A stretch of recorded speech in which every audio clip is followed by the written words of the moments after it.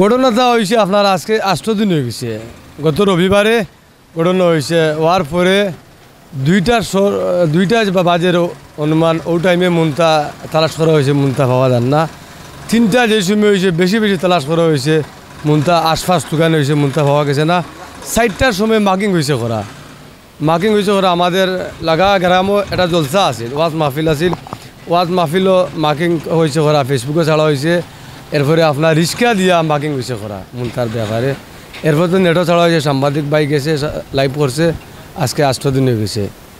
গত রাত 3টার সময় লাশ তারা আনে ফুসকুন্ডি পাশের বাড়ির, এটা ফুসকুন্ডি আছে বড়, ফুসকুন্ডি ছাড়তে চাইছিল যে যারা লাশ মার্ডার করছে এরা।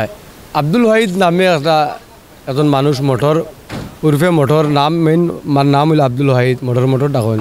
তাই লাশ দেখিয়া চিৎকার দিয়া এলাকার মানুষ আইয়া ও যে মার্ডার করছে তারও ধরা হয়েছে, তার মা, তার এবং মেয়ে সব ধরা হয়েছে, পুলিশে ধরছে। লাশটা রাখা হয়েছে গিয়া এই যে মুন্তার যে পাশের যে ঘর, ওই ঘরের নিচে মাটির তুলে রাখা হয়েছে গাড়িয়া। এই থানাত মামলা হয়েছে, মামলা হয়ে আপনার সাংবাদিক ভাই আইছে, পুলিশ আইছে, সাথে সাথে আসামি ধরা হয়ে গেছে গিয়া। ও যে মারছে তাদের মা, তার পুলি, তারা 3জন ধরিয়ে নিছে। তাই ভিক্ষা করে, দরজা আটি ভিক্ষা করে।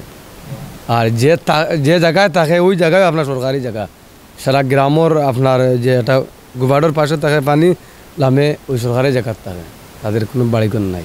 মুন্তার চাচা মারছে, মারিয়া চাইলে ফুসকুটিন ফেলাই দিত, ফেলাইতে পারছে না। আমার একজন আত্মীয় উদ্ধার করে লিছে, উপরন্ত শেষ ভাই আমার আর কথা।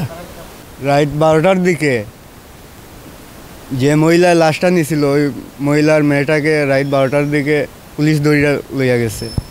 তারপরে রাত 3টা সাড়ে 3টার দিকে একটা বৃদ্ধ মহিলা আর কি, ওই যে মেয়েটাকে নিছে পুলিশ, ওই মেয়েটার মা চাইছিল ওই যে খাল আছে বাড়ির সাইডে, খাল থেকে তুলিয়ে না, খালও গাড়া আসলো, খাল থেকে তুলিয়ে নিয়ে চাইছিল ফুরকিত ফেলাইতো। তখন আমরা দাদা একজনে দেখছে, দেখিয়া হাঁক মারছে, হাঁক মারার লগে রাস্তাত ফালাই দিছে।